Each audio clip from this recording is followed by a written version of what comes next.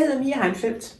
Jeg arbejder med rådgivning af ledere hver eneste dag, og de problemstillinger, du møder i mine videoer, tager udgangspunkt i de samtaler, jeg har med dem. Velkommen til.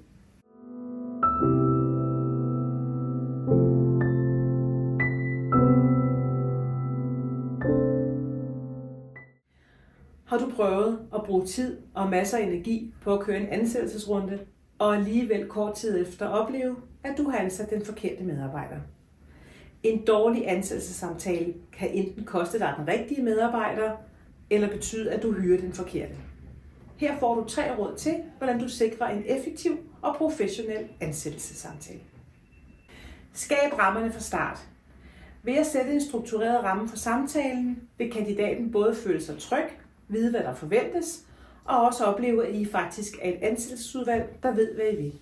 Det kan du gøre ved, når du byder velkommen, og så sige velkommen til.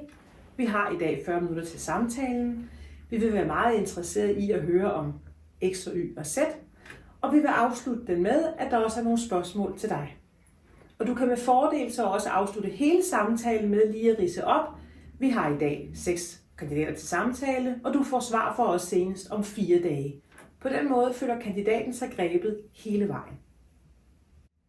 Få adfærden frem i lyset. Når vi inviterer ledere og medarbejdere ind til samtale, har vi rimelig styr på deres kvalifikationer fra deres CV. Så det vi har brug for at vide noget mere om, det er, hvordan er de? Hvordan handler de? Hvordan kommunikerer de? Hvordan samarbejder de?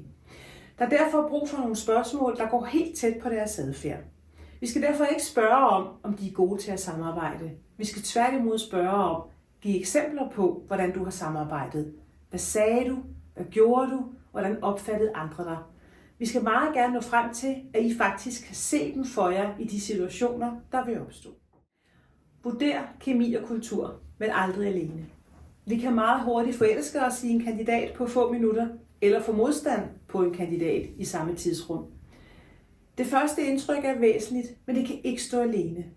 Du bør derfor invitere andre med ind i ansættelsesrummet, så du kan få udvidet dit eget perspektiv. Der vil være andre nuancer, og du vil også blive klogere på, hvad den kandidat, der sidder foran dig, egentlig kan. Så tag altid nogen med på råd. En god ansættelsessamtale handler ikke om at finde den pæneste kandidat på papiret, men om at finde den, der bedst kan levere i jeres virkelighed. Så brug struktur, brug adfærdsspørgsmål og få hjælp af andre, så sikrer I det rette match.